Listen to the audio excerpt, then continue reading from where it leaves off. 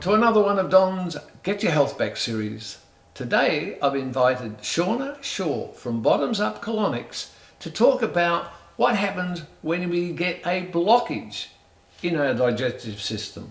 Now, my first book was called What Stops People Healing, and it was about blockages. And here we have a perfect chance to have a look or discuss what happens when we get a blockage in our digestive system. That's a great question, John. And if you think about the colon, a little bit like a freeway system. Yes. So that's the exiting. Everything wants to move out pretty quickly. We don't want that sitting there for too long.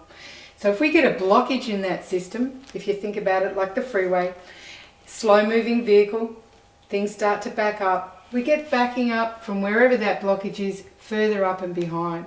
So if we look at the small intestine, maybe a little bit like the suburbs, it has to filter into the suburb. We get really good traffic congestion through there, which creates all sorts of fermentation, putrefaction and health issues. So a blockage anywhere here is going to have things back up. Absolutely. And it's going to assist in compacting material against the wall of the bowel. It does do that. It does do that. And we've got lots of folds and bends in our intestine. We've got to think about that. Lots of places for things to get stuck. And our body will produce mucus in order to try and protect itself. And that mucus then becomes a nice fermenting ground for all the things that we don't want to have in there. Now that's an interesting point. We get mucus in there, and the mucus is in there because it's trying to protect us. Absolutely. So it's not a negative, it's a positive.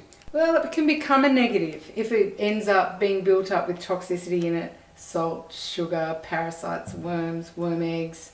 Often people call that biofilm. That all builds up and gets very, very, very thick. So the mucus is sort of a little bit of a residence for those things that we don't want in there, like parasites and mold and fungus. And yeah, exactly. Which further goes on to use that environment to benefit itself and the growth of those negative bacteriums. Wow, this is interesting. So it's really important not only to break the blockage, to remove the blockage, but in a colonic, you're removing or assisting to get out all of that material that parasites and all of those other little nasties is their home. Exactly right. Exactly right. Like if you think of it like a paddock full of weeds and things, we can throw all those wonderful good foods, that water, those good probiotics. But if there's stacks of weeds, all we're feeding is the weeds. So we really need to clean them out. Well, there we go.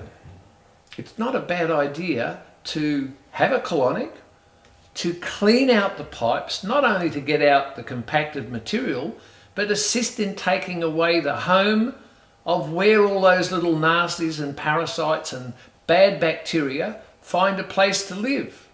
So our freeway can run properly all the way through. Have a think. Is it worth having a colonic to get rid of the blockage that you could have in your digestive system? Thank you for watching another one of Don's Get Your Health Back series.